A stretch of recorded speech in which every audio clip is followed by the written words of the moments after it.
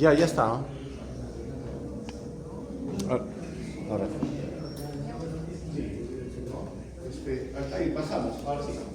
Sí, ya pasamos. ¿Vas a agarrar eso?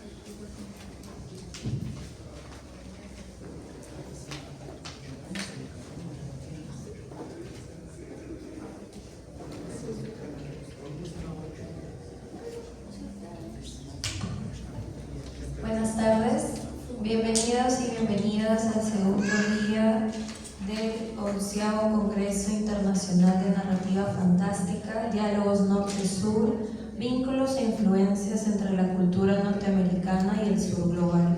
Damos inicio con la mesa titulada Voces de lo Fantástico, con las ponencias La literatura fantástica y su doble funcionalidad en la narrativa de César Vallejo, Joram Miguel Vargas Rosas, y la segunda, Más allá de lo fantástico, cuentos absurdos de Ligia Faúndez Telles, Altair Teixeira Martínez.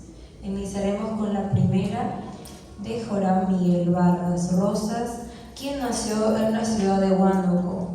Cursó estudios de Economía en la Universidad Nacional Hermilio Baltizán, docencia en la especialidad de Lengua y Literatura, y tiene estudios concluidos de maestría con mención en docencia universitaria en la Universidad Nacional Mayor de San Marcos. También ha promovido eventos artístico-culturales en Huánuco y Lima. Cuenta con poemarios titulados Cantos del Viento, Recuento de las Palabras, El amor y los duendes, narrativa como La epopeya del joven microscópico e Hijos de la Iglesia, investigación original. También tiene investigaciones originales, influencia del aprendizaje basado en proyectos en el pensamiento crítico de estudiantes de pregrado audiovisual. También cuenta con obras de teatro, Mi fantasma preferido, El despertar de Sama, Musa y El cabeza de claveles. ¿Podemos dar inicio?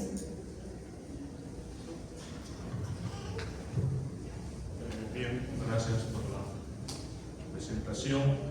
Muy buenas tardes con todos. Bueno, el motivo de esta ponencia se debe a cierta marginación que sufre la literatura fantástica en el Perú por parte ya sea de la crítica o del canon literario, ¿no?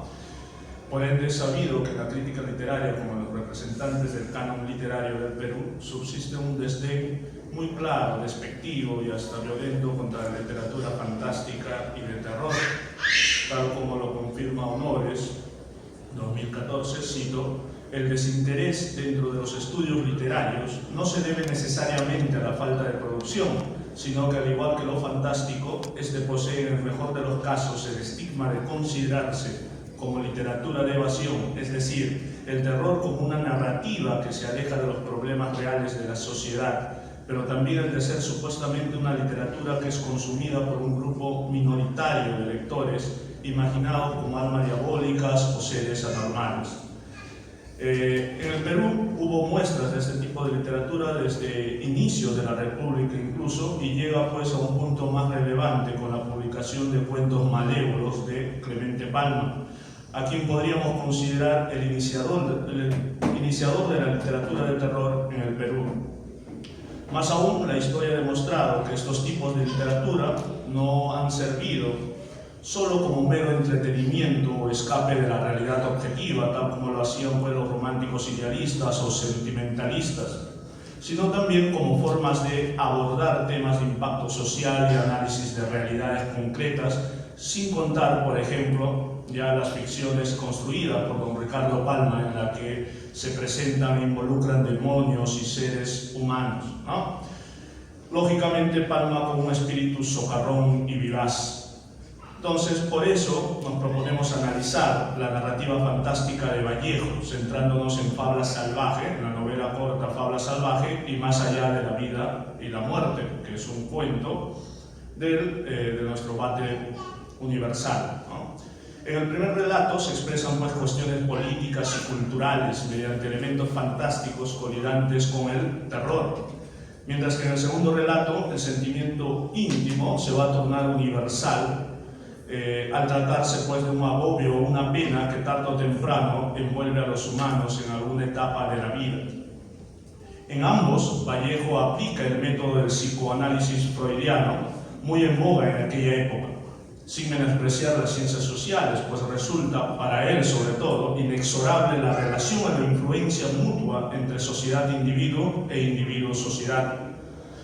Todo esto no lo afirmamos pues, para asociar la imagen de Vallejo con el marxismo, porque hay que recalcar, y creemos necesario hacerlo, que estos relatos fueron publicados en 1923 y unos años antes Los Heraldos Negros alcanzaba bastante circulación o difusión, ¿no? Por ende, estamos ante lo que la crítica literaria considera como la etapa modernista de Vallejo, o los inicios literarios de él, ¿no? Aunque ya había en él un espíritu social cuestionador, indignado, rebelde e innovador, tal cual lo califica Mariátegui en sus 7 ensayos, y cito, ¿no?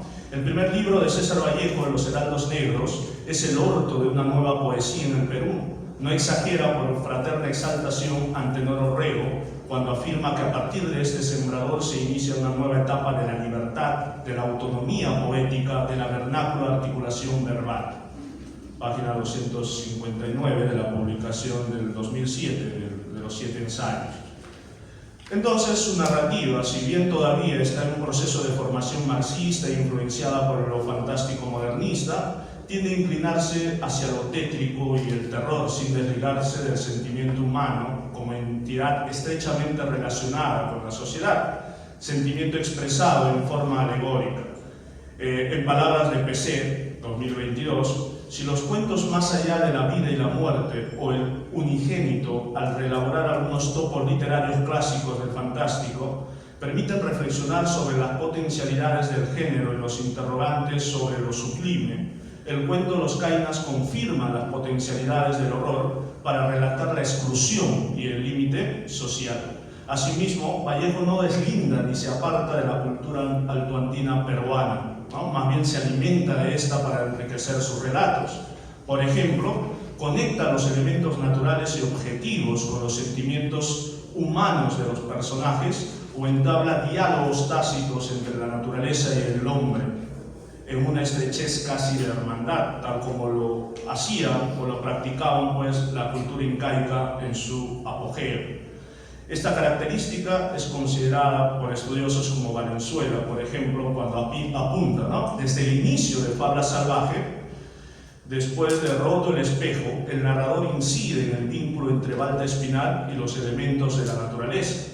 Estos recursos, lejos de resultar, por ende, nocivos a las narraciones, las dotan de un aspecto más fantástico y atractivo, aproximándose a lo denominado por Alejo Carpentier como lo real maravilloso en la literatura.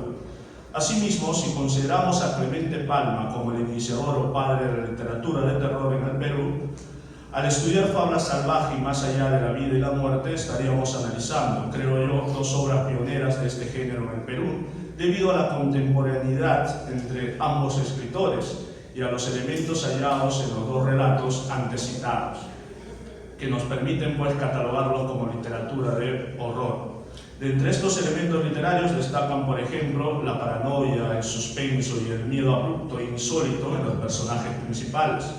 A decir de González, cuando hace referencia al cuento Más allá de la vida y la muerte, nos encontramos con una imagen más compleja, más fantástica y más simbólica de la madre, que en otros relatos vallejianos, ¿no?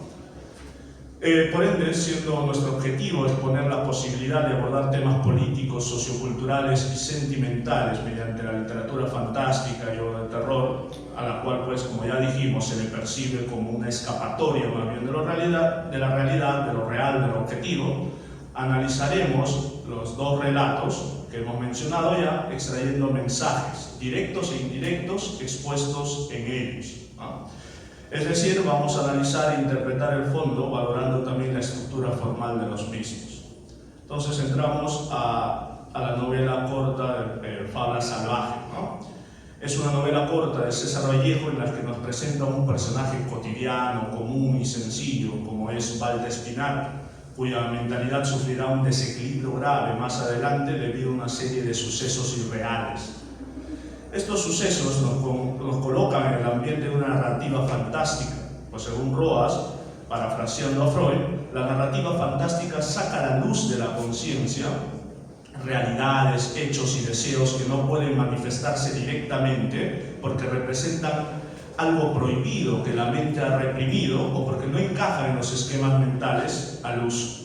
Dado este planteamiento, puede inferirse que Vallejo trata de volcar en la narrativa fantástica la contrariedad producida por la mezcla de culturas e idiosincrasias en la conciencia del protagonista, quien no repara, pues, en ese conflicto interno que lleva, ¿no? A esto debemos añadir lo planteado por el propio Roas.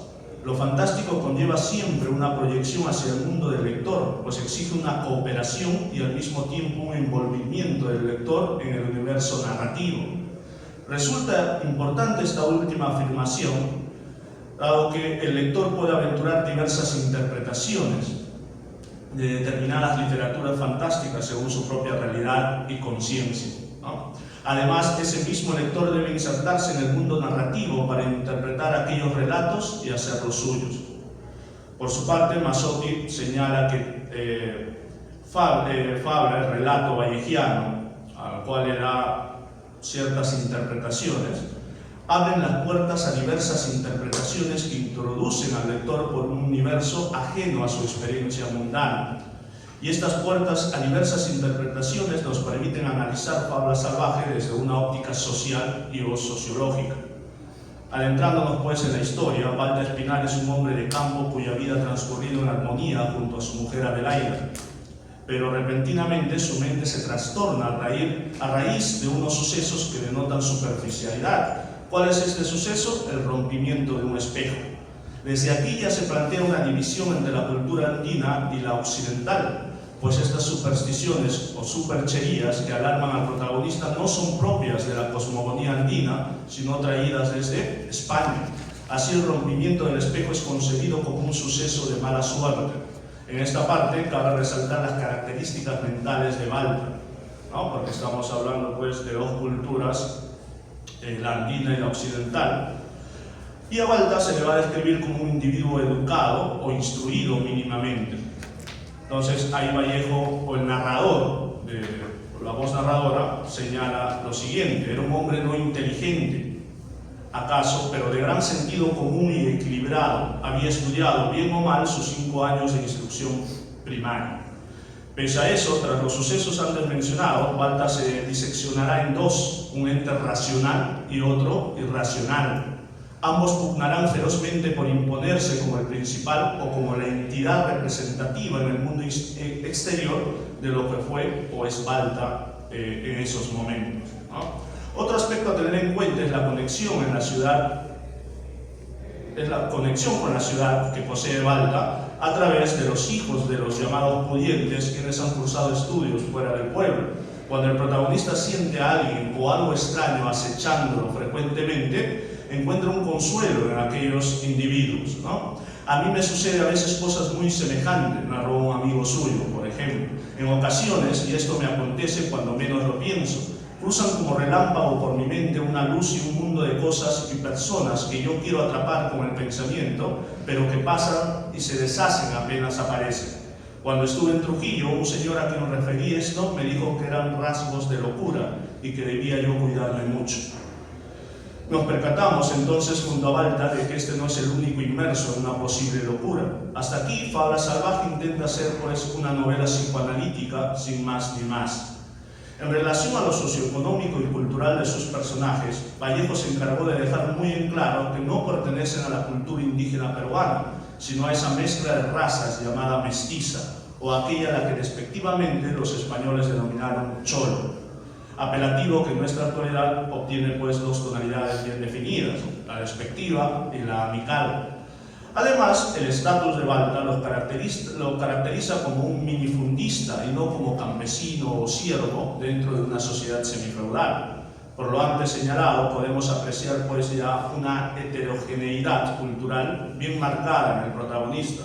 Sin embargo, al enlazarse con otra heterogeneidad, debido a su contacto con la ciudad y la occidentalización de esta, produce una confusión que lo trastoca y lo desdobla, forzándolo a un cambio de personalidad y creando un doppelganger, recurso clásico en lo fantástico.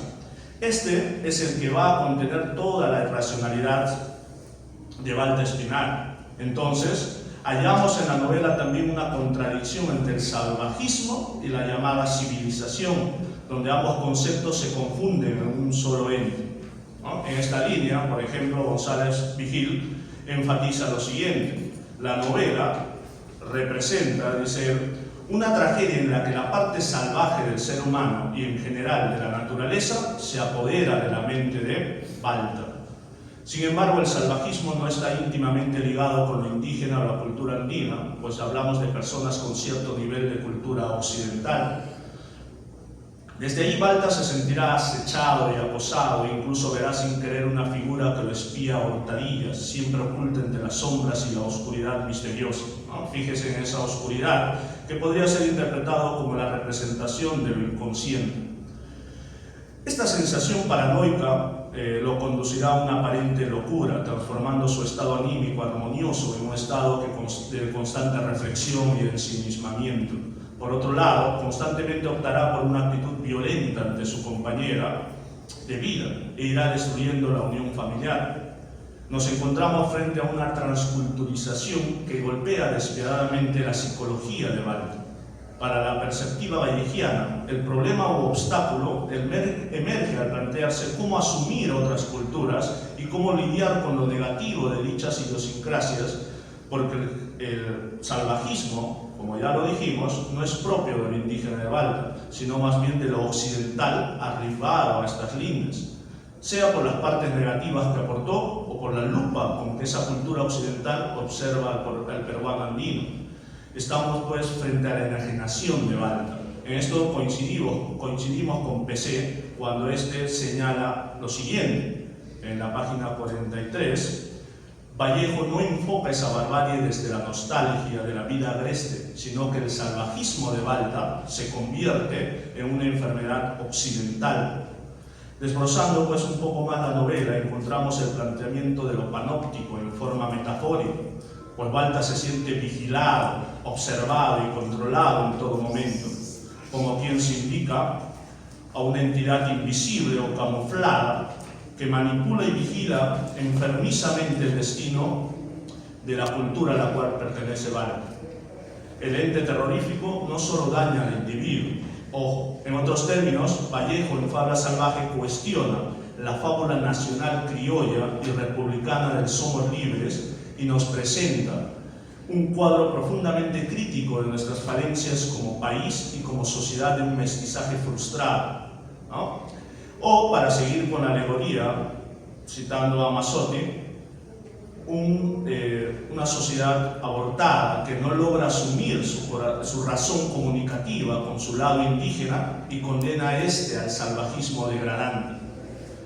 Hasta aquí creemos inevitable, por lo menos en esta parte, establecer un puente o una conexión con el cuento Los Cainas, donde el narrador testigo descubre a un loco. El loco se llama o apellida Urquizo, quien se cree cuerdo, y poco a poco esta locura, ¿no?, la locura que consiste en que se considere un simio, se va expandiendo, primero entre la familia Urquizo y luego en todo el pueblo. Esta locura incluso afecta a familiares muy cercanos del narrador homodiegético. Este extrañamente es encerrado en el manicomio, pese a ser el único cuerdo, ¿no? Vallejo aborda, aparte de la enajenación, el estado panóptico en el que se encuentra la comunidad, la cual se ve relegada o empujada, sea por el olvido por parte de las entidades gubernamentales o por falta de educación, al salvajismo. Conversión de toda una comunidad en monos, ¿no? En simios, y esto permite una intervención externa para controlar la enfermedad o la plaga. Lastimosamente, dicha intervención externa gubernamental o civilizada no proporciona soluciones, sino todo lo contrario. Otro ángulo de enfoque sobre la transformación de la comunidad sería delatar la forma de percibir las comunidades andinas desde la óptica de los grupos sociales nominalizados como apitucados o acriollados del propio Perú. Volviendo a Fabla Salvaje, persiste la ambigüedad en el trasfondo, tal como lo expresa el mismo PC, ¿no? La locura del protagonista puede interpretarse como un himno a la racionalidad del indígena y a la posibilidad de leer el trastorno a través de la lupa de la epistemología europea. Sin embargo, las alusiones a la animalidad que el mismo narrador insinúa hacen retroceder constantemente la interpretación al lugar de lo monstruoso, a una descendencia marcada por el estigma de lo anormal y situada en la hendidura que nos interesa. Por otro lado, en el cuento Más allá de la vida y la muerte, Vallejo vuelve al tema de la muerte de la madre, tema que se vuelve universal debido al amor que profesa hacia la madre y viceversa, como la madre ama a su hijo, incluso ese amor es capaz de vencer a la muerte misma. Ya llegando a unas conclusiones, podríamos señalar que la narrativa fantástica de Vallejo cumple, a raíz del análisis de estos dos relatos, la doble funcionalidad que nos propusimos demostrar, y por ello podemos asegurar que esta doble funcionalidad la puede cumplir la narrativa fantástica o de terror en general.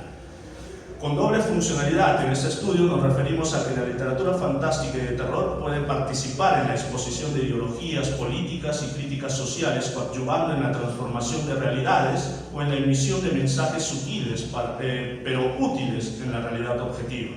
Solo así deja de ser pues una enajenación o una forma de eludir conflictos sociales que se presenten al muy estilo del romanticismo de antaño. Puede también constituirse una forma de expresión sentimental, íntima y simbólica de la psique del autor o narrador, y en este caso dependerá de la temática tratada para que alcance dimensiones universales, tal como lo hace Vallejo con su relato Más allá de la vida y Más allá de la muerte, ¿no? Entonces, para cerrar, podríamos decir el hecho que Vallejo también utilice un género de otras latitudes no estaría inoficioso, vana o solo un ejercicio de distracción o de experimentación, sino que lo utilice y lo construye en una región propia, con elementos propios, porque este género, el fantástico y el terror, permite una amplia gama de elementos para expresar sentimientos íntimos y hablar también de la realidad social sincrónica en que se desenvuelve el escritor. Eso sería todo de mi parte. Muchas gracias.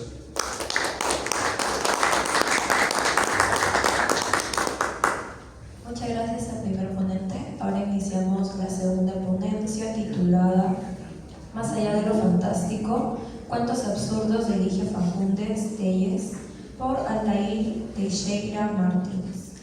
Buenas tardes. Voy a presentar. Quien es licenciado en Letras por la Universidad Federal de Río Grande do Sul, con énfasis en traducción de lengua francesa, maestro y doctor en literatura brasileña por la misma universidad. También es profesor adjunto de la Facultad de Letras y de Escritura Creativa de la Pontificia Universidad Católica de Río Grande do Sul, con proyecto de investigación posgrado en la línea de lo fantástico, en especial el absurdo. En varios coloquios realizados anteriormente, ha presentado textos que están componiendo un libro en el que analiza el absurdo en la narrativa contemporánea. Ahora sí, puedes iniciar. Muchas gracias. Buenas tardes. Empiezo desde ahora por refutar la noción de absurdo de Albert Camus, cuya esencia, además de pertenecer a otra naturaleza, reside en el nivel de las relaciones laberínticas de la existencia humana Y en ese caso, como atestigo en las novelas más expresivas del escritor francés, la noción de absurdo se aborda en narrativas absolutamente insertas en paradigmas racionales. El concepto de absurdo aquí desarrollado también se aparta en cierta medida de lo que se ha leído en el teatro del absurdo como teorizado por Martin Esslin, desde La cantante calva de Eugenio Ionesco, ya que en el teatro, además de proponer la quiebra pragmática del propio lenguaje, la atmósfera escénica produce una inmersión que inmediatamente impone al espectador la suspensión de lo real, aunque muchas de las escenas que explora parezcan compartir de la misma naturaleza. En ese sentido, la búsqueda es del absurdo que se manifiesta de una manera similar a la del teatro, pero lógicamente regido por la huella de otro género literario, en este caso el cuento. Intento en más amplio ámbito teorizar el absurdo a partir de la refutación de otras modalidades insólitas cuyo mecanismo se manifiesta a través de grados de ruptura o cambio completo en el paradigma de lo real propuesto por el italiano Lucio Lugnani. Las modulaciones de lo fantástico, de lo extraño, de lo maravilloso, todo lo veíamos, por ejemplo. La definición de André Lalande en el Vocabulaire technique et critique de la philosophie es un buen comienzo. Cito y traduzco. Hablando estrictamente, el absurdo se distingue del sinsentido, porque el absurdo tiene un sentido, pero un sentido falso. El sinsentido no es en esencia ni real ni falso. A todos los efectos, en este texto, los elementos que entran en conflicto con el significado, que lo perturban o lo anulan, se leen como absurdos. No se trata, como en otras formas de lo insólito, de temas o objetos de un paradigma aceptado como irreal, insertados en la narrativa cuya lógica es del paradigma de lo real. El absurdo puede sí abarcar tales rupturas o cambios paradigmáticos, pero su operación distintiva tiene lugar en otro eje, el de las tensiones sintagmáticas, que es lo que estoy desarrollando en varios coloquios. En eso se puede leer en algunos cuentos que escapan a todas las demás modalidades de lo insólito, generalmente considerado un fantástico problemático. En el libro Seminario dos Ratos, de Ligia Fagundes Telles, algo como Seminario de las Ratas en castellano. Publicado originalmente en 1977, Seminario dos Ratos habla del último cuento homónimo al libro, charla en baja voz con el contexto de la dictadura militar de Ernesto Geisel en Brasil, años 60. Y esta es una de las referencias importantes, ya que el libro se leyó en su momento a través de la alegoría. Eso no disminuye lo que aquí proponemos, pero hoy reduce el libro a una representación provocadora de la realidad, cuando en el fondo se manifiesta aún más poderosamente como una denuncia de los mecanismos que anulan al sujeto en favor de órdenes sistémicos. Por otro lado, críticos externos como la alemana Ilse Schleck de Colonia intentaron incluir a Ligia entre los escritores latinoamericanos que exploraron lo real maravilloso. Un error en ese caso. Hablando específicamente del cuento homónimo, el texto debe leerse no por lo que dice, sino por lo que sutilmente implica. Eso, además de lo político y de lo social, es el engranaje que no solo da vida a la literatura, sino que también desestabiliza la realidad. Y ese es el punto del absurdo contemporáneo, un absurdo que denuncia a sí mismo como más real que la realidad.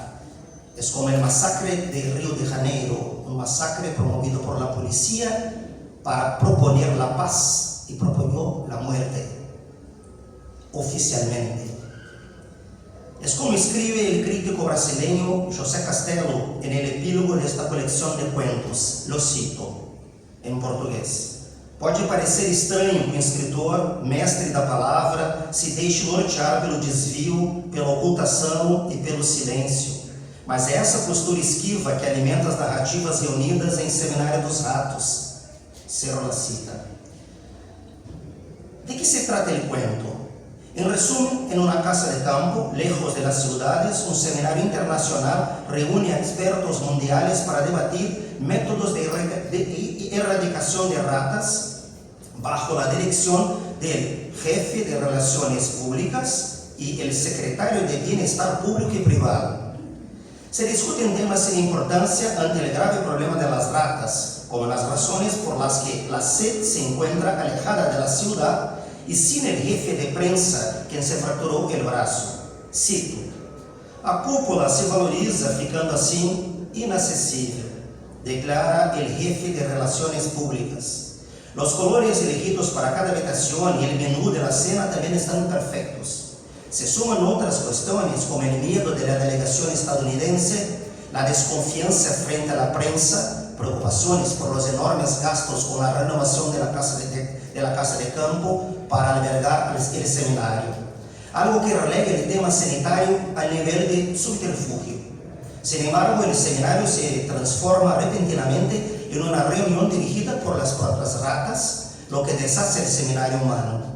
El lugar y el tiempo, como en las distopías, son indeterminados. Hay solo una pista de que se pasa en São Paulo, ya que se cita una organización llamada RATESP. SP es la sigla para el estado de São Paulo. Sabemos además que en esta realidad hay 100 ratas para cada individuo. En una población gigantesca de ratas, la población humana se habría comido a los gatos que podrían comerse a las ratas. El subtexto podría leerse en términos de alegoría o distopía, pero eso no parece ser el caso. Como bien atestigua el crítico José Castelo, cita em português: "As posições do mundo", Lígia nos sugere, "não são estáveis. Você pensa que pisa em solo firme e que é o sujeito da situação, mas de repente os papéis se invertem e o objeto, antes precário, submisso, avança e toma um lugar de sujeito." A história de Lígia trabalha com a dupla e paradoxal noção de sujeito. Sujeito como aquele que se conhece uma sentença e que, acionando um verbo, age nela. Mas também aquele que está subordinado ou dependente de algo ou alguém e que não tem como escapar dessa submissão. Cierro la cita. El caso es que el cuento emula aquellas narrativas kafkianas porque desde el contexto inicial elementos de deshierarquización toman el primer plano narrativo. En el preámbulo leemos una inflación de detalles una vez más poco importantes. La ejecución del cóctel debe ser correcta. Para la cena piden vino chileno Safra Pinochet. Cosecha Pinochet, perdón. La delegación americana quedó en la piscina bajo un crepúsculo deslumbrante. El delegado de Massachusetts es un campeón de natación y sabe cosas increíbles sobre las ratas del Polo Norte. A eso se suma la desconfianza del secretario de Bienestar Público y Privado frente a la repercusión del seminario en el extranjero.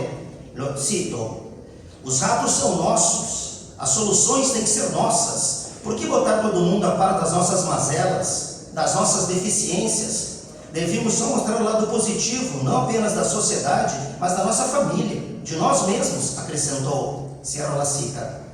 También cabe mencionar la idea del seminario como espetáculo.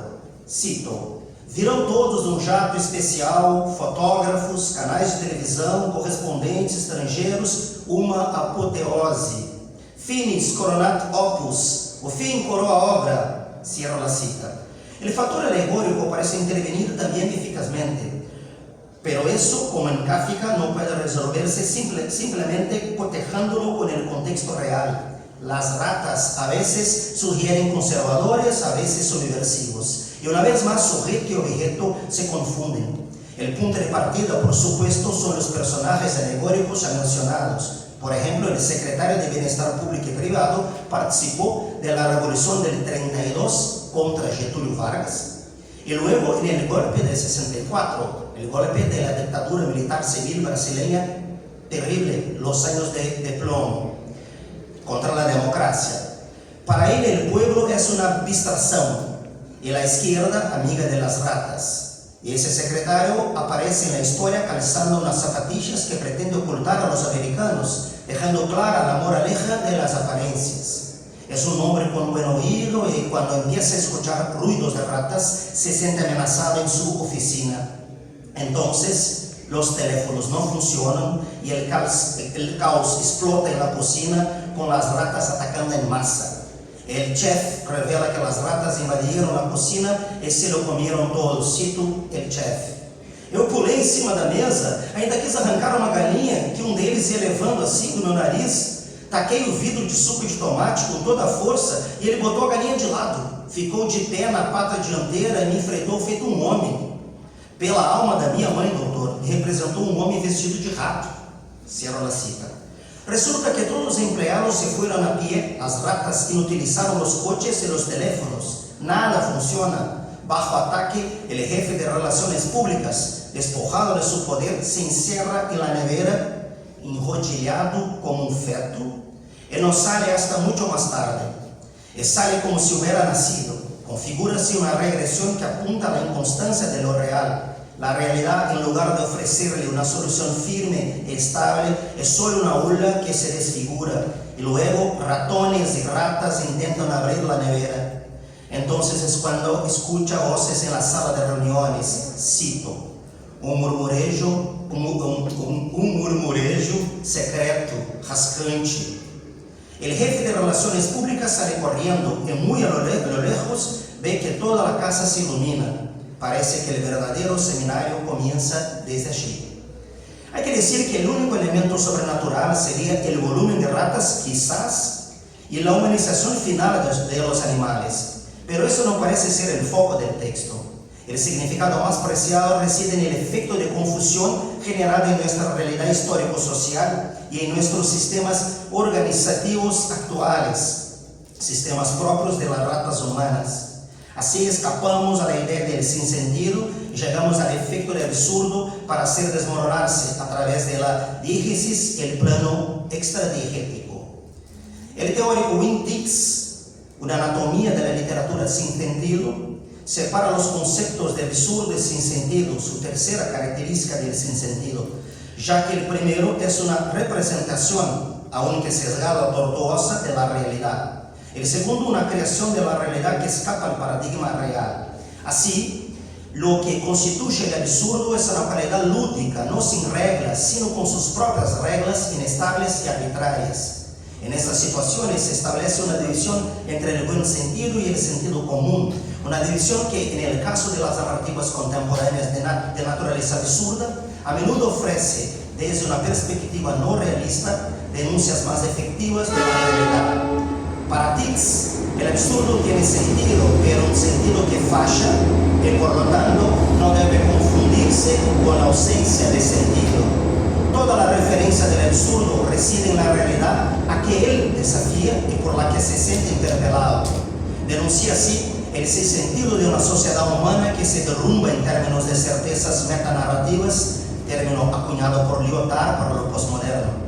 De hecho, en el cuento de Ligia Fagundes Telles, el sentido siempre parece estar al margen, como ocurre en la alegoría, pero es precisamente ese margen, lo nuestro, el que parece perder su significado.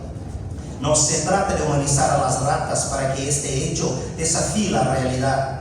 Por el contrario, la humanización de las ratas deshumaniza a la persona, rediscutiendo la realidad en la que vivimos. Es como un seminario que supuestamente pretende deshacerse de las ratas y en realidad solo termina siendo un seminario para ratas. Es por tanto una parábola sin clave como la de Kafka. Y así voy a encerrar. Y ya que pensamos en Kafka, una provocación, ¿por qué no considerar que la escritura de Ligia Fagundes Telles, en cuentos como Seminario dos Ratos, es una revolución contra la tiranía de la normalidad? Así, su escritura sería también una forma de distorsionar una supuesta o indolente histórica y social normalidad, la pretensión de imponerse como normal y la indolencia de aceptarla. Por lo tanto, toda realidad impuesta es, en efecto, una impostora y puede configurarse como barbarie, ya sea en el sentido de cegar a una sociedad o de encubrir la extrañeza de la vida cotidiana. En su famoso ensayo de 1969, Apuntes sobre Kafka, Theodor Adorno plantea una brecha entre la narrativa de Kafka y una posible explicación simbólica, aunque acepta la idea de Walter Benjamin sobre la parábola. Cito: Es una prosa que no se expresa por la que expresa, sino por el rechazo de la expresión, por la ruptura. Es una parábola sin clave. Esta es la parábola sin clave que no se despliega sin revelar aún más al lector y lejos de atraerlo a los soportes de la realidad contextual, lo arrastra a una totalidad simbólica interna cuyos códigos se estrangulan dentro de los límites del propio texto. La forma como Adorno propone su lectura de Kafka puede aplicarse a Ligia Fagundes Telles, contestando un curioso problema, el de leer a través del vacío, hurgando en la basura de la realidad. Leer o seminário dos ratos sería una operación en la que el lector debe encontrar la verdad en la falsedad, porque lo que entendemos en él son precisamente los vacíos que deja y que inevitablemente llenamos con nuestros fracasos como sujetos de una sociedad aplastante. El subtexto del cuento resulta íntimo en lo que respecta a la humanidad, pues sabemos dónde yace el verdadero de su simbolismo, que no nos resulta familiar y quizás por ello más aterrador.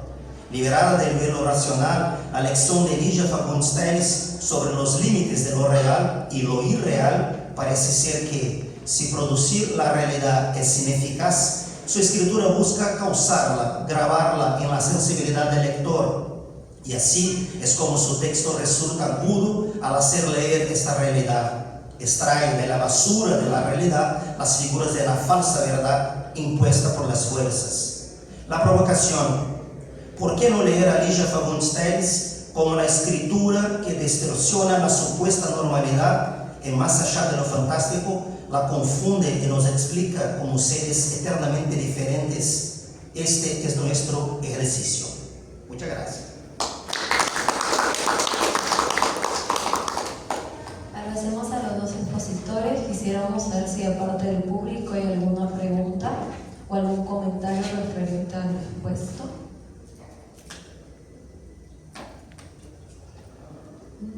Bueno, en mi caso yo tengo una consulta, considerando que los dos en sus ponencias han hablado bastante de la renegación de lo fantástico, ¿no? Digamos, en la literatura en general. Siempre está esta premisa de que la literatura fantástica es evasión de la realidad, ¿no? Considero que con sus exposiciones creo que esa premisa se rompe, ¿no? ¿Y usted cuál es su concepción sobre esto, no?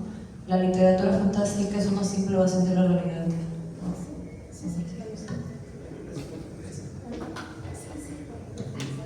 Bueno, como ya he tratado de demostrarlo en la ponencia de hoy, si bien es cierto, sobre todo en Perú, la literatura fantástica y el terror, como bien lo dices, se ve como una evasión a la realidad, de escapar del mundo real, que era pues una concepción literaria propia de los románticos incluso, ¿no? Que tenían formas de evadir la realidad creando mundos extraordinarios. Creo que la literatura fantástica puede ser interpretada o puede ser utilizada de dos maneras, como ya lo demostraba en la ponencia, tanto para dar a conocer una realidad y una postura frente a esa realidad, y de esa manera pues coadyuva ya sea a la mantención del estado actual de cosas o a la transformación de la misma. Y también pues es útil para expresar sentimientos muy íntimos, personales. Entonces, como dijera Eliot, el poeta Eliot, toda literatura tiene una función, desde lo clásico que hacía pues un arte para adorar a un dios, ¿no? Ya tenía una función determinada. Creo que eso también es el caso de la literatura fantástica, no escapa a ese precepto, ¿no? Gracias. Bueno, como trabajo con el absurdo y siempre considero el absurdo bajo el paraguas de lo insólito. Bueno, vivimos en Brasil, donde las cosas más absurdas son políticas sociales muchas veces. Creo que la literatura puede ser algo como en el arte el minimalismo, cuando se expone un cubo blanco en la exposición. Vamos a leer que la obra se llama Cubo Blanco número 1. Por primera vez tenemos que ver un cubo blanco número 1, porque porque está cercado por una atmósfera que no permite otra lectura sino una lectura artística. Cuando ponemos absurdos en la literatura, tal vez allí se perciba el engranaje como las cosas hacen que funcionen como normalidad. Por ejemplo, en Brasil se habla mucho que las mujeres, los salarios de las mujeres son menores porque las mujeres no tienen barba, no tienen bigote. Y es un absurdo, pero es una verdad. Y cuando se pone eso en un cuento, es cuando percibimos que en verdad las mujeres en Brasil reciben menos porque no tienen barba. Es eso el papel de la literatura. Muchas gracias.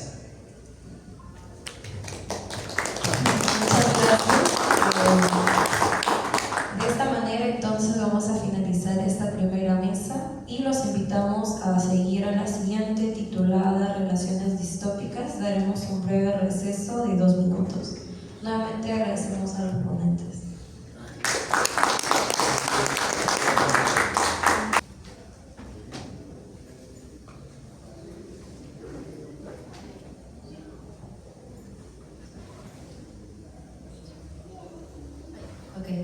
Buenas tardes.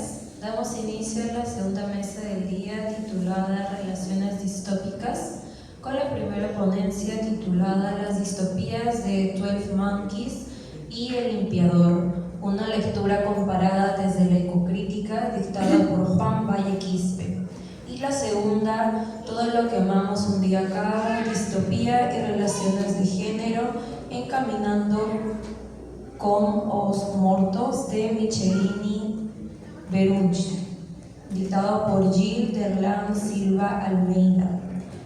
En la primera ponencia, dictada por Juan Valle Quispe, quien estudió literatura en la Universidad Nacional Federico Villarreal. Ha participado en eventos como el Coloquio Anual de Estudiantes de Literatura de la UNFV y el Coloquio de Literatura de la PUC. Ha publicado notas, reseñas, entrevistas y artículos en publicaciones periódicas de formato impreso y virtual, como Cuadernos Literarios, Cuadernos Urgentes y El Hablador. Sus intereses radican en los estudios de ecocrítica aplicados a la producción literaria de autores con o sin una militancia medioambiental, al igual que en otros géneros como el cine, cómic y el manga que abordan la crisis del medio ambiente. Puedes empezar. Buenas tardes a todos. En primer lugar, muchas gracias a los organizadores por la gentileza de aceptar esta ponencia. Por bien un poco el tiempo, voy a tratar de resumir un poco más la relación. En esta ponencia lo que voy a abordar serán 2 películas que, aunque distantes en el tiempo y en la geografía, tienen puntos coincidentes y que se someten a la corriente de los estudios ecocríticos.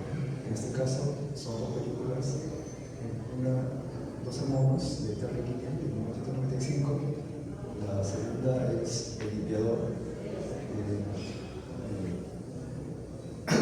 Rosada del año 2012.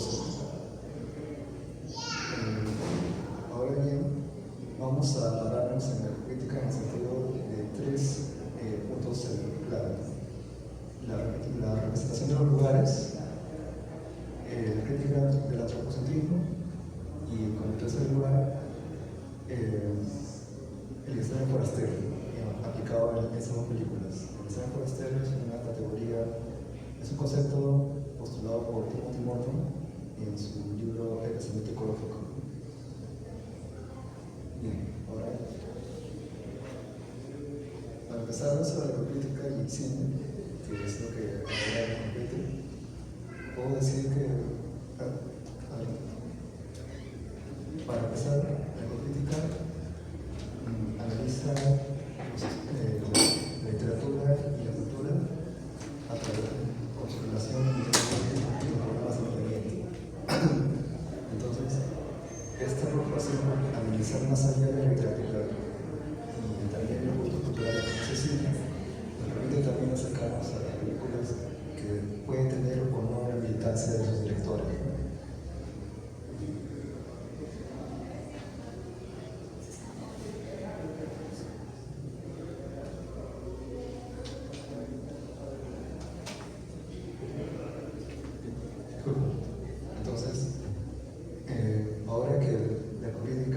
película un interés, además de los estudios literarios, los productos culturales como ese cine, podemos acercarnos a la película como la que vamos a pensar. En el caso del Emperador y los monos, ya sea, además de lo que yo pueda decir, ya sea catalogado esa película como distópica, ¿no? Tanto autores extranjeros como nacionales han dedicado a estas películas en ese marco, en ese género. Y lo que te voy a hacer ahora es empezar a mencionar el tema de los espacios representados en esas películas, ¿no?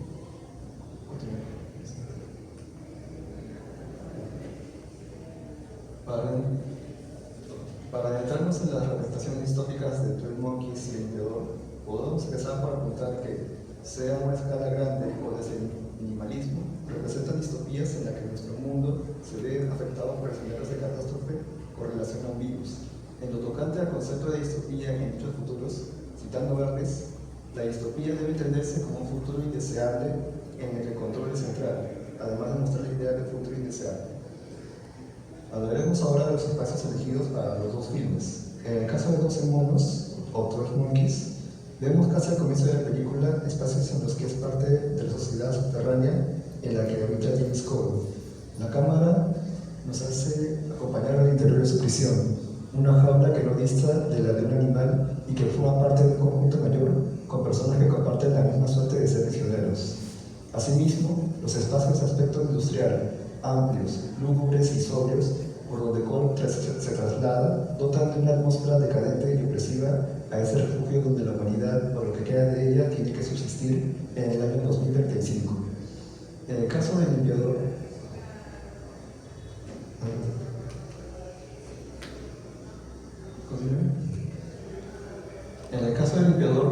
no hay un ambiente que se aleje de las otras sensaciones mencionadas, por más que las locaciones estén en la superficie.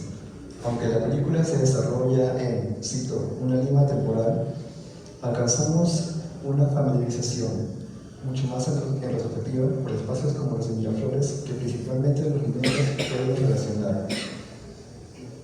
En el caso de la primera imagen, por ejemplo, el puente de Villena, en la primera escena del personaje suicida, si bien mostrado como una de las constantes de la película, como son los encuadres fijos, inspira la sensación de permanecer dentro de las costillas de un animal, en este caso los huesos como símbolo de la muerte que ha engullido la ciudad y sus habitantes, el mal de un virus que no ofrece escapatoria. Otro de estos encuadres en los que la sensación de estar en un espacio mucho más grande y amenazador aparece en el Estadio Nacional, el aeropuerto Jorge Chávez o un centro comercial.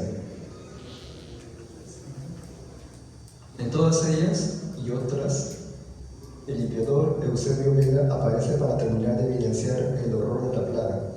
Asimismo, las locaciones no parecen haber sido escogidas al azar, ya que más allá de revelar desolación al verse vacíos, representan lugares propios de una sociedad de consumo en un centro como es Lima, y especialmente en un distrito como Miraflores.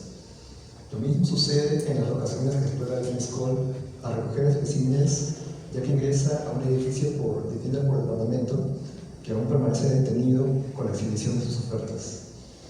En el limpiador vemos detalles como el decorado, que si lo contejamos con la estética decadente de la película, se puede tomar el diseño del teléfono de Eusebio como punta blanda. La forma del teléfono en la casa permite completar esta Lima que es y que al mismo tiempo no es. Nos damos cuenta de que el decorado, los gustos y el orden de los objetos anacrónicos no representan necesariamente el futuro, sino la distopía. Aunque no es nuestra intención proponer un marco a estos dos largometrajes, además de ciencia ficción, distopía o drama, ante estas representaciones no podemos dejar de recordar lo que Roberto Forsberg señala en torno al ecocine y la conciencia ecológica. Cito: el cine que mascara o evita esta conciencia debería formar parte de los estudios del ecocine. Sin embargo, no existe una sola definición de ecocine. Se trata de una práctica que, por ejemplo, analiza y subvierte el paisaje urbano, tal como vemos en las escenas de ambas películas. Continuemos. El segundo tema que voy a abordar es la crítica del antropocentismo en torno al virus de ambas películas y cómo se cuestionan los mecanismos de poder. Un tema que en particular define a las dos películas es la causa por la que el mundo llegó a esas condiciones y que aquí viene a ser un virus misterioso. Es poco lo que se nos deja ver sobre estos virus. No obstante, podemos decir que se conjugan en las dos películas estudiadas, ya que en 12 Monkeys este nos es presentado por su inevitabilidad y el limpiador por su letalidad. Así también lo constatamos más adelante en la escena en que Cole le habla a Catherine O'Reilly en 1996 sobre cómo se manifestó el virus. Cito: verá que no estoy loco cuando la gente empieza a morir el próximo mes. Al principio creerán que es una fila extraña, pero entonces verán. Cierro cita. De igual forma, atendemos en el limpiador a las características de la enfermedad por medio de una voz que informa desde señal abierta y que usted escucha en un restaurante. Cito: los síntomas son fuerte dolor en el pecho, sangre en la disputa toser, fiebre muy alta y complicaciones respiratorias y severas. Los enfermos mueren en el lapso de 2 horas después de haber presentado los síntomas. Cierro cita. Al mismo tiempo, vemos cómo ocurre la muerte de una persona infectada en el restaurante, donde precisamente se escucha el mensaje y Eusebio es llamado a aplicar el proceso de higiene y recojo de cadáver. Sin embargo, lo más importante es la representación de los llamados científicos en 12 Monkeys y el doctor César Lozada, interpretado por Miguel Isa. Aquí consideramos necesario recordar una noción filosófica sobre la que los estudios psicológicos problematizan como es el antropocentismo. Este, en opinión de Jeffes, cito, confiere una superioridad a los hombres respecto a la naturaleza. Cierro cita. Además de presentar dualismos como humano versus no humano, vivo versus muerto, mente versus cuerpo, etc. De acuerdo con Calico, cito, la teoría del valor o axiología antropocéntrica confiere un valor intrínseco a los seres humanos y considera todas las cosas, incluyendo otras formas de vida, como valiosas solo instrumentalmente, es decir, son valiosas solo en la medida en que sean medios o instrumentos que puedan servir a los seres humanos. Cierro cita. Esto en relación a la ecocrítica y los escenarios distópicos es advertido por Galvez al señalar que estos futuros posibles y desagradables, cito, al menos el que parece más cercano es la destrucción del medio ambiente y la consecuencia de un estado regente que se haga cargo de todo aquello que pueda intentar socavar las consecuencias de la destrucción de la naturaleza, cayendo en una red de control sobre la vida, tal como viene sucediendo en los últimos años con el avance tecnológico y la destrucción del registro ecológico por lo sucedido con las enfermedades que han atacado a las sociedades alrededor del globo. Cierro cita. Tomando esto en cuenta, podemos mencionar el papel de los representantes de la ciencia en ambas películas. En relación a 12 monos,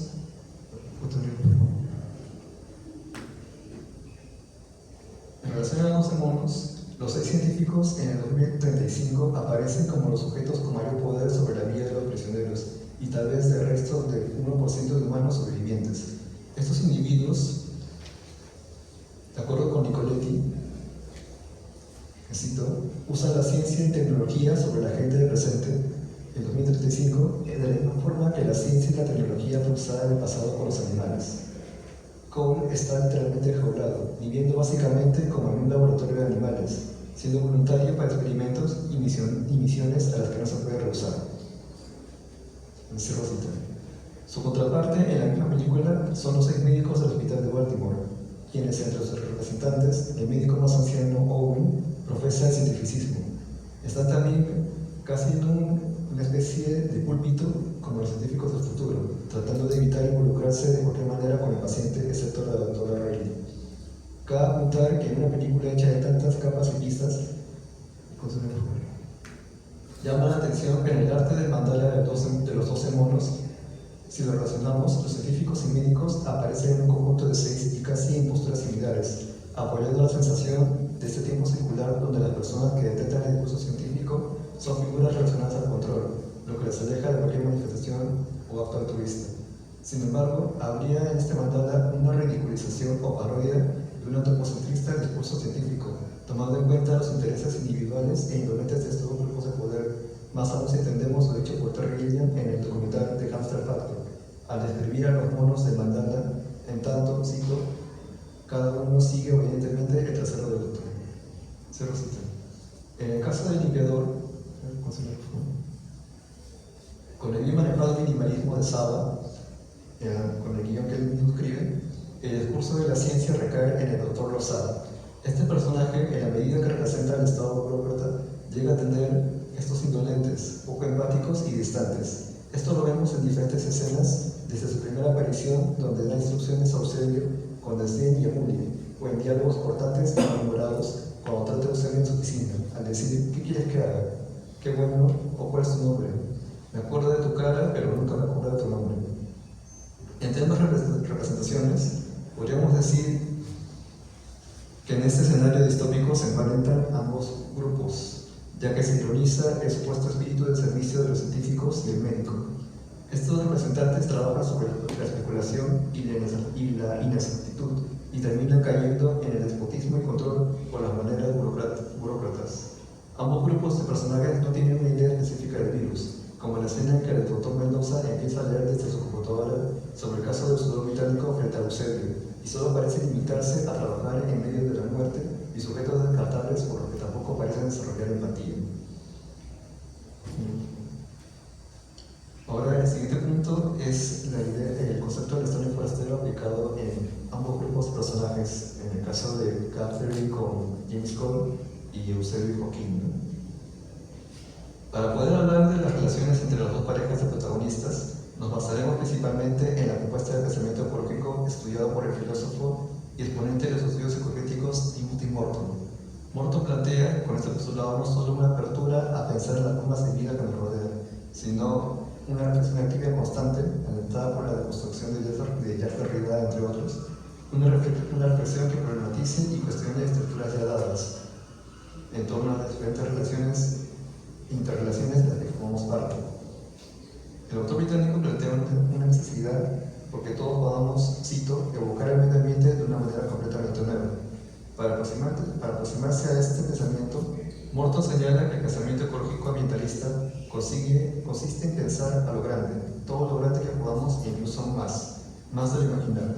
Señala también que el pensamiento ecológico insiste en que estamos íntimamente conectados, incluso cuando lo negamos. Este pensamiento afecta a sí mismo todos los aspectos de la vida, la cultura y la sociedad. Dicha propuesta, en la opinión de Fons Breuil, llega, cito, a expandir aún más las fronteras de la política.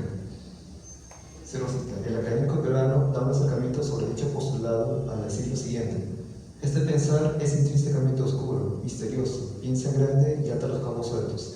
No se permite la distancia porque intimida con el extraño más extraño. El otro, cualquier otro. El pensamiento ecológico no se sujeta a fronteras nacionales. Es un pensamiento que tiene que ver con la calidez y la ternura, la hospitalidad, la maravilla y el amor, la vulnerabilidad y la responsabilidad.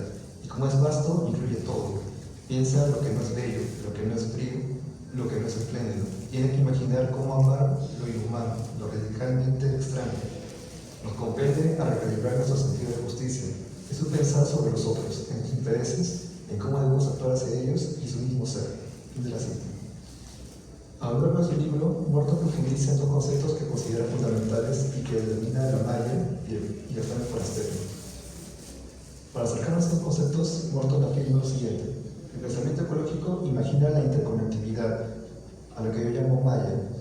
¿Quién o qué está interconectado con esta o qué?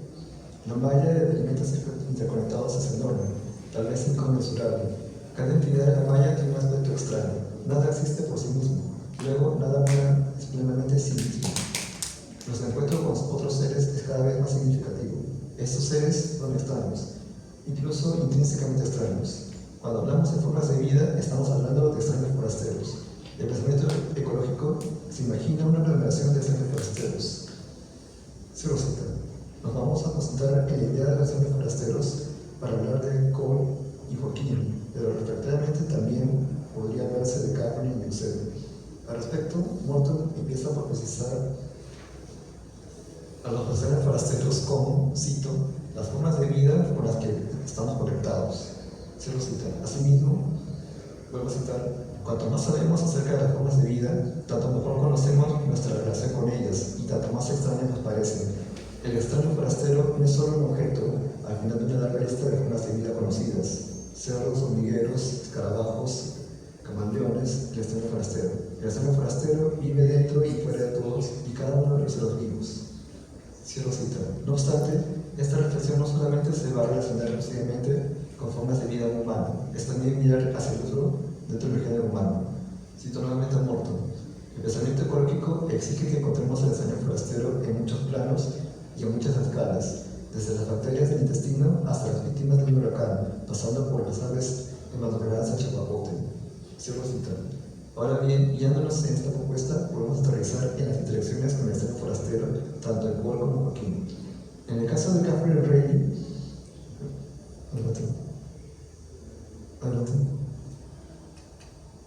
En el caso de Catherine Reilly, el extraño forastero es plasmado en James Cole. Este descubrir el extraño forastero lo podemos trasladar al primer encuentro de los personajes en 1990. Más allá del desarrollo del interés amoroso, podríamos ver en este comienzo en el cual Reilly empezará a cuestionar progresivamente sus conocimientos y confianza en el dominio del saber científico, quitando ese nivel de superioridad a la que ella llama nueva fe en la psiquiatría. Esta malla en la que no hay arriba ni abajo y por tanto tampoco un centro con el cual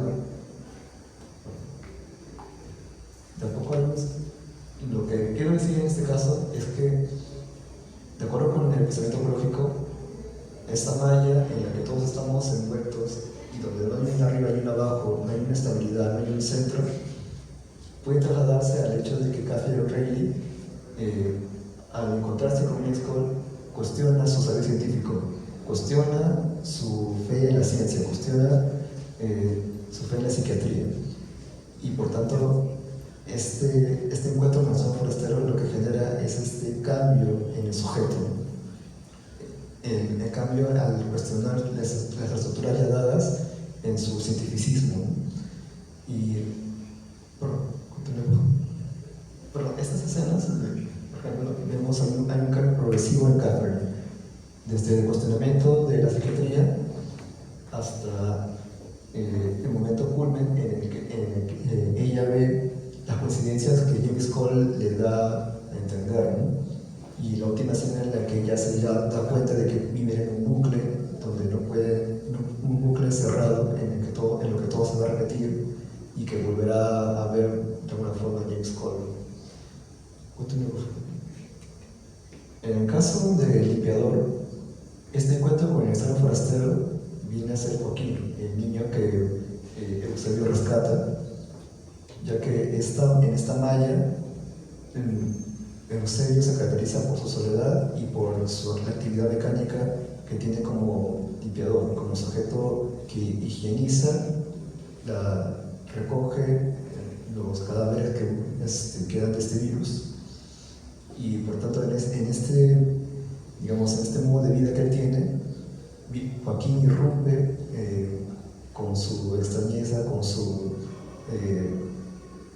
abandono, y subvierte esta vida que tenía Eusebio, ¿no? A partir también de cuestionamientos como la muerte, a partir de cuestionamientos como el abandono, ¿no?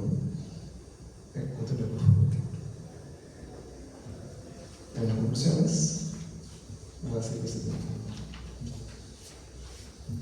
Twelve Monkeys y el limpiador ofrecen formas diferentes, complejas y bellamente construidas de contar una historia sobre un futuro desagradable marcado por la enfermedad y a la vez encuentros que pueden devenir en lazos de afecto.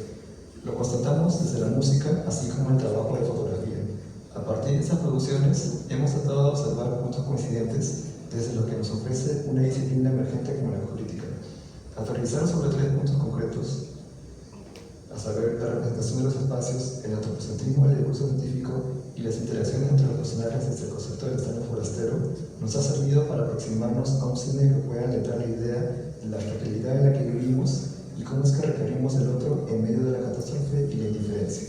Muchas gracias.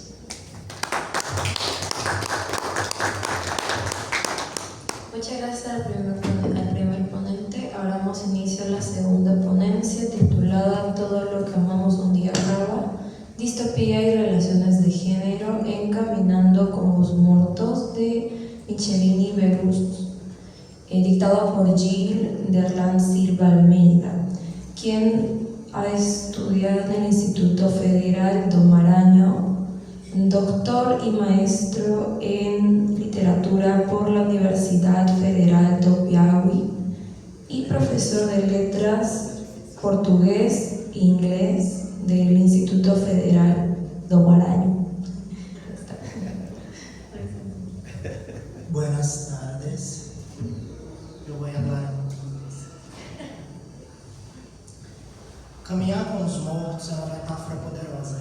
Afinal, entre os liames da vida, eles parecem nos acompanhar, quer seja nas memórias, quer seja na saudade. Mas o que acontece quando essa morte é como uma correnteza de rio que violentamente leva tudo consigo? A narrativa aqui analisada tece seus discursos como um fio de saudade e dor, que se misturam ao chão batido,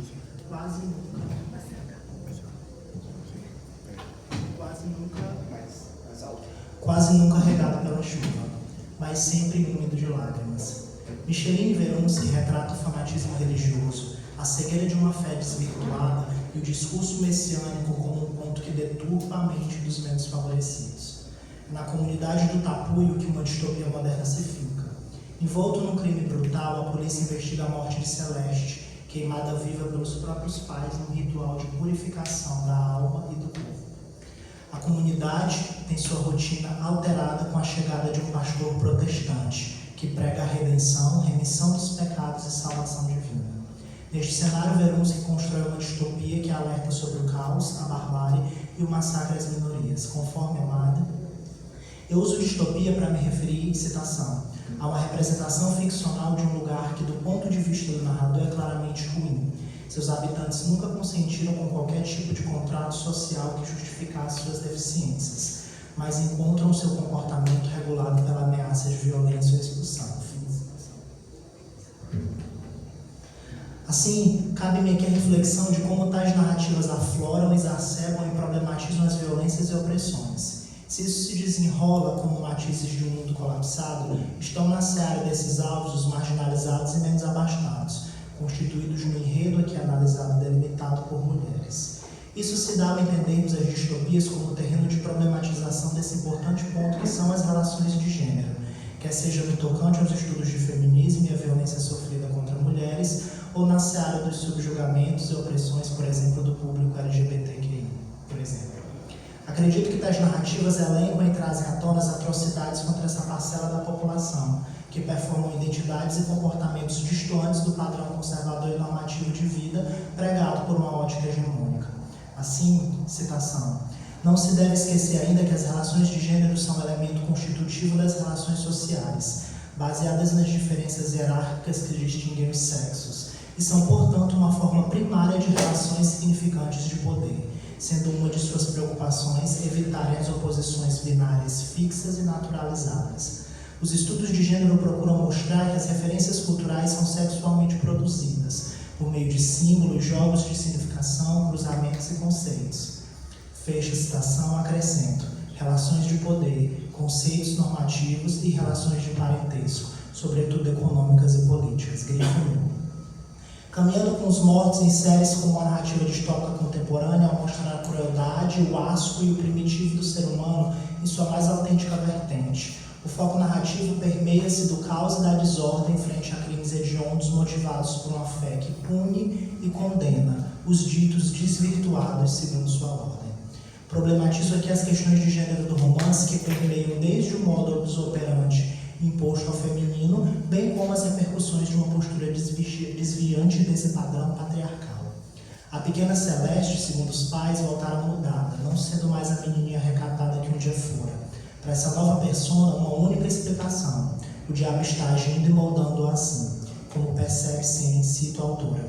Que nenhuma boa filha quer, no fim das contas, ser tida como molerona, preguiçosa, pombalesa, indolente, desobediente, Maria mijona.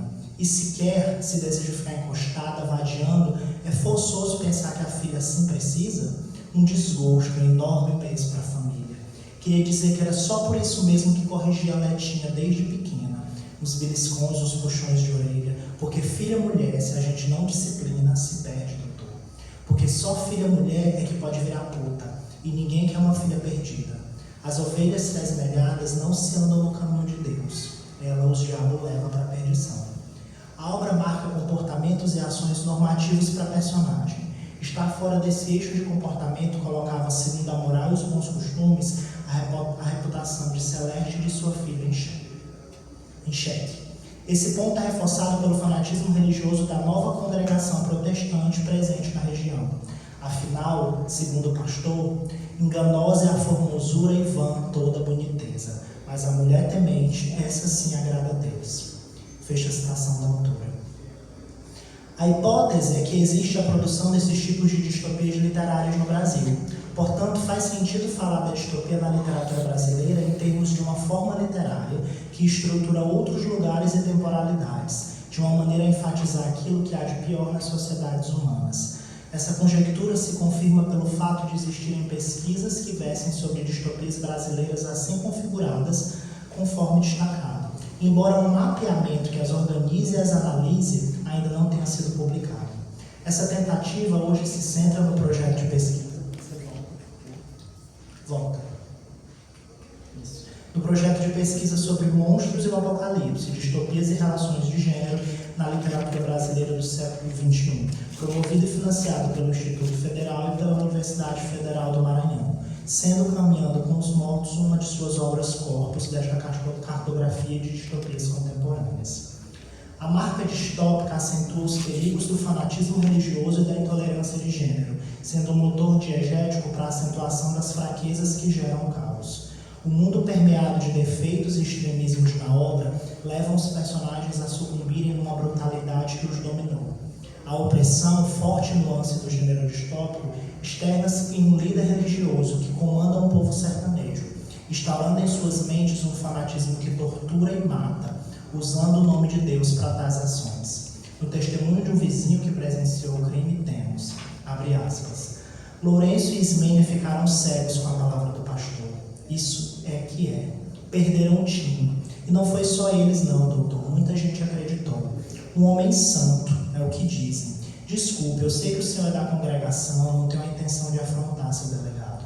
Mas para mim, tanta santidade nunca agradou não. Porque no começo eram promessas e mais promessas, testemunhos de vida, pobres que ficaram ricos, desenganados que se curaram, sermões sobre o povo escolhido, o jugo do demônio que foi sendo vencido. Mas logo, veja só o Senhor, tudo virou pecado. As rodas de dança viraram pecado, e era muito nosso costume, a cavalhada, coisas que o padre mesmo, que já vive aqui há muito mais tempo, nunca ignorou nem tratou com desprezo. Eu não sei dizer se aqui na cidade o pastor tinha a palavra mais branda, mas lá na nossa comunidade, no Tapuio, em Pacapi, no Poço da Guiné e nos sítios por onde ele andava, era só o clamor contra tudo. O Senhor sabia, doutor, que ele pediu para a Lourença cortar as flores da entrada e ela assentiu. Imagem das santas que ela gostava, jogou tudo fora. Acho que foi para agradar. Quem sabe mais o que ele pediu ou exigiu? Tenho para mim que ele se aproveitou da família, que o senhor deve saber, ele nunca se recuperou direito. E esse homem, doutor, ele vai preso também? Tal sistema de opressão, utilizando o teor religioso como vertente, coaduna com instituições sociais de violência e coerção também, tal como um desdobramento do texto distópico, pois a partir de um viés negativo, promove uma escravidão no contrato social, em prol da manutenção de um status quo dominador. Isso é visto em Fahrenheit 451, de Ray Bradbury, Laranja Mecânica, de Anthony Burgess e The Handmaid's Tale, de Margaret Atwood, e 1984, de George Orwell. Conforme Moylan, a trajetória da narrativa discreta de um texto distópico se desenrola de um terreno contestado por essas tendências politicamente e historicamente opostas. Textos que aderem-se a uma insistência de argumento e que não há alternativa. É perigoso e chegam ao limite. Fecha a citação. Percebo como a problematização dessa nuance, mais que dialogar sobre uma mazela em constante luta, revela a fragilidade das estruturas que nos formam, o senso crítico e a identidade, tão cunhadas em nossas vidas, passam a se dissolver numa teia, frente a um mundo que nos abraça com suas garras, mas de fato deseja nos engolir. A obra da escritora brasileira Micheline Verunski reforça o caráter de como populações marginalizadas são alvos fáceis para políticas de automação e controle. A obra marca a violência contra a filha Celeste, mas acentua a violência de gênero como uma parte importante a ser notada. Roupas destoantes do recatado e do usual, falas e ações passam a ser alvos de olhares de repulsa e desdém. Para esta pequena família na comunidade do Tapuio, a filha estava perdida. Cisgênero, como concordamos, segundo mencionado por Conway Pierce, é uma arena política de lutas e enfrentamentos, citação, quaisquer mudanças no padrão oposto para o tradicional seriam alvos de ataque, principalmente a partir da ótica preconceituosa e deturpada do líder messiânico da congregação, a qual os pais faziam parte. Ainda assim, o corpo da personagem sacrificada aparece como um instrumento transgressor, que luta contra esse sistema que busca relegá-lo à morte. Celeste estava na flor da idade cedendo aos seus desejos, mas o pecaminoso visto nisso é cunhado de forma punitiva. A fusão entre corpo, morte e desejo questiona as normas sociais do tapuio e de toda uma sociedade que vai além do ficcional, espelhadas em representações do nosso dia a dia, tal qual cunhados com Chartier sobre o conceito de representações. Aqui destaco todas as representações devem ser postas em xeque. À guisa de conclusão, problematizo como este corpo fala, sangra e fatalmente queima. A morte, trazida no título da obra, representa o passado e tradição que oprimem, acompanhando mortos e vivos como um fantasma. Assim, Caminhando com os Mortos, de Micheline Verunzi, mostra um tempo distópico congelado no relógio, onde o medo e a dor destacam sentimentos e comportamentos. Os fantasmas da comunidade do tapuio são as diversas vítimas das atrocidades do fanatismo religioso. Foram inúmeras no enredo. Mas ainda assim, esses mortos revivem, lembrando os vivos da tradição, da culpa e da repressão, talvez numa tentativa de recuperar a carne, o território e o afeto. Obrigado.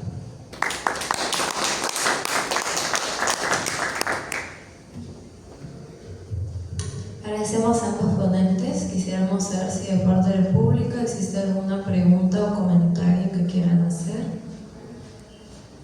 relacionado.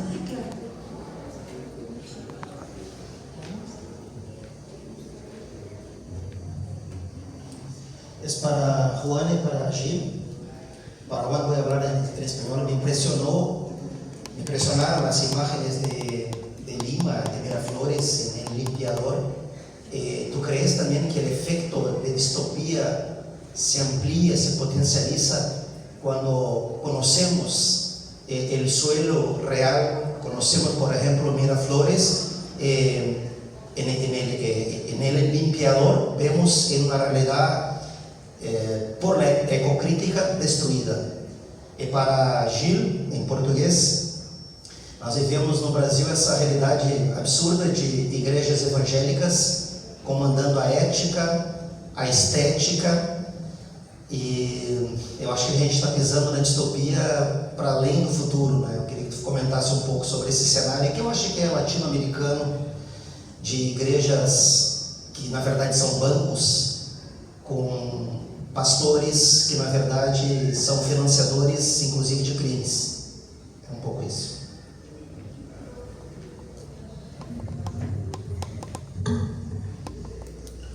Buenas tardes, disculpa que no pueda decir tu nombre, no sé. Altair. Altair, muchas gracias por tu pregunta y comentario.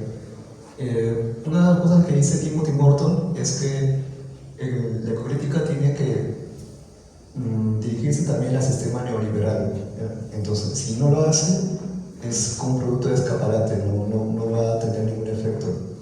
Entonces, como limeños, habitantes de un centro, tenemos digamos ciertos puntos en la mira del capital que nos hacen percibir la desigualdad, nos hacen percibir que hay capas sociales muy marcadas. Y yo creo que no es para nada casualidad que Adrián Saba, el director de la película, haya elegido las locaciones de Miraflores, sobre todo, bueno, digamos, creo que la mayoría de limeños saben dónde está Narcomar, ¿no?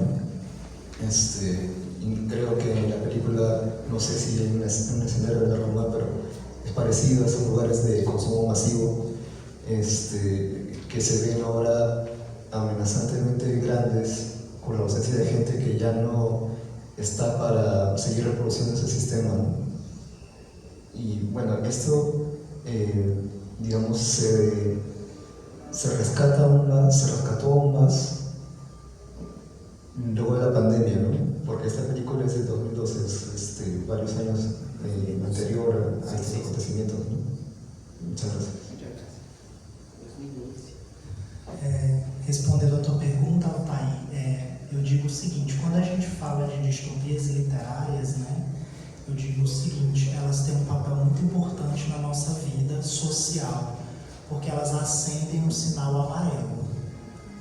Só que quase sempre a gente não liga para o sinal amarelo, a gente ultrapassa.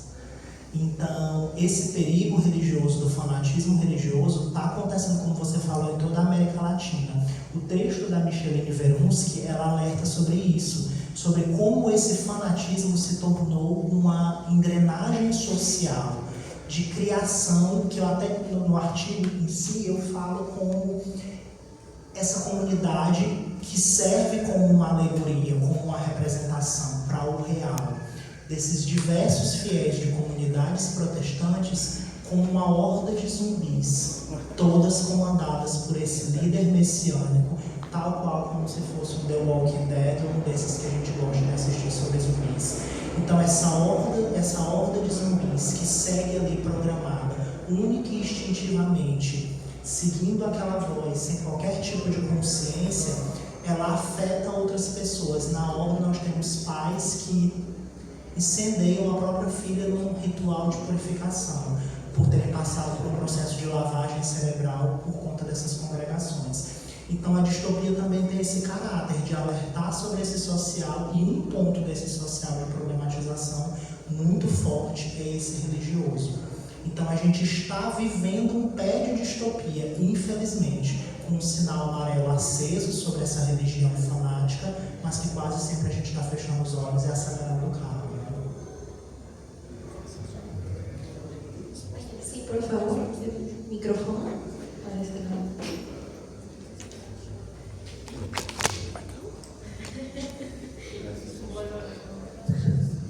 ¿Qué tal? Esta pregunta para Juan, ¿verdad? Hablaste sobre 12 Monkeys desde el año 95, ¿no es cierto? Donde Terry Gilliam hace una ecocrítica, y 10 años antes, en el año 85, Terry Gilliam había filmado Brasil, donde él también hace una crítica sobre esta vez la burocracia y el gobierno, ¿no? En el futuro. ¿Recuerdas esa película? Brasil. Bueno, también previo a 12 monos, recuerdo que Brasil también fue calificada como una película distópica. Sí, a lo que voy con esto es que, mira, en el año 95 él hace esta película 12 monos, 10 años antes es una película Brasil del año también distópica, y cuando sigues la línea de Terry Gilliam, él siempre está en contra de todo mecanismo totalitario, de control, de gobierno. Esa es su línea, ¿no? Y anteriormente se dedicaba al absurdo, ¿no? O sea, ¿por qué no deseo aceptar las reglas de la comedia, de cómo se hace un film, una animación? Y él crea sus propias reglas. Entonces, cuando observas a un director o a un creador que sigue esta línea de simplemente ir en contra del orden y, digamos, contestar a cualquier cosa, en cierto momento te preguntas sobre su sinceridad. O sea, cuando él hace una ecocrítica, ¿será verdaderamente sincero o será solo un tópico que está de moda, ¿no? O sea, esa es la pregunta que tengo para ti, ¿no? O sea, si cuando tienes a un autor de libros o un director o alguien que hace algún tipo de crítica, pero lo hace constantemente en su vida, te preguntas si genuinamente está siendo sincero o, digamos, ese es su rollo, ¿no? Y le gusta criticar, este es su siguiente tema de moda. Entonces, mi pregunta es, ¿crees que en cierto momento caerías en el peligro de que la gente diga, no, él no está siendo sincero, este es su siguiente tema de moda, ¿no? ¿Qué sientes tú sobre eso? Perdona que por el tiempo no pueda decir tantas cosas. En el caso O sea, ¿crees que su credibilidad se desgasta cuando solo te dedicas a criticarla? Esa es la pregunta. Ya. Bueno, en el caso de Terry Gilliam, yo puedo constatar también que por las películas que he visto, que él es un director raro. O sea, su postura no va a ser complaciente con Hollywood. Y en el caso de 12 monos, en la producción fue algo muy curioso porque él pudo hacer una película casi de autor, casi independiente, dentro del sistema de Hollywood, dentro de los parámetros que le dio Hollywood. Ahora, Ahora, si yo creo que por más que critique, está siendo sincero o no, en lo que yo me he amparado es que la ecocrítica lo que hace es proponer o estudiar textos o propuestas de autores que pueden o no tener una militancia medioambiental.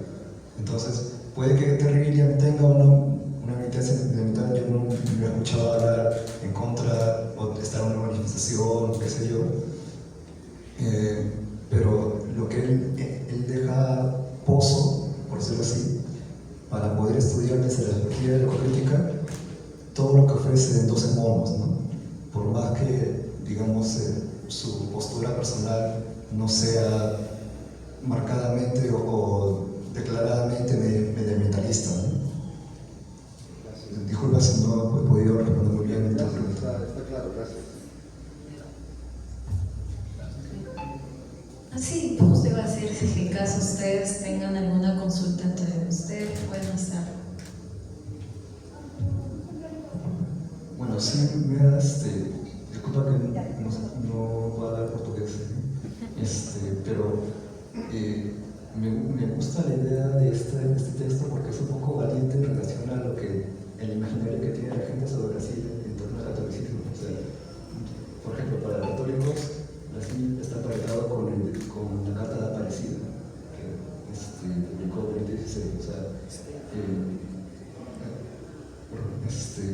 entonces hay una idea afuera de que en Brasil hay un fervor, hay una fe marcada, pero yo creo que, o sea, esa es la publicidad que nos da, ¿no?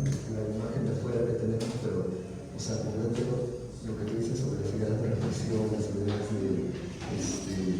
del ataque constante hacia la mujer y la idea de fanatismo religioso, que ya constaté en Brasil, ¿qué tanto es el sentido general sobre la religión? O sea, es un sentir en contra de la religión, cuestión de la religión, o es que hay una mayoría católica, una mayoría religiosa? O Brasil ele é um país que tem, em tese, sua maioria, e uma grande força na fé católica, sim, isso é fato. Só que dos últimos anos para cá tem existido cada vez mais uma grande corrente de igrejas protestantes que tem tomado conta do país. E esse número tem crescido de uma forma exorbitante, com diversas congregações, em diversas comunidades. E é notado, por meio de pesquisas, por meio de estudos, que essas congregações ela têm empregado, dentro de seus valores e de seus dogmas, que aqui eu critico fortemente, posturas de exclusão, posturas de preconceito. Então, especificamente, essa literatura aqui que eu analiso, ela foca nisso. Como esse fanatismo religioso, partindo de igrejas protestantes, que contrastam com essa fé católica, que é, em tese, um grande imaginário social que se tem sobre o Brasil, tem promovido essa horda de horrores contra populações marginalizadas, aqui especificamente se detendo para mulheres. Bueno, muchas gracias a ambos ponentes, gracias al diálogo también de los presentes, y los invitamos nuevamente a que se queden a la siguiente actividad, que es la presentación de un libro. Daremos un breve receso y nuevamente muchas gracias.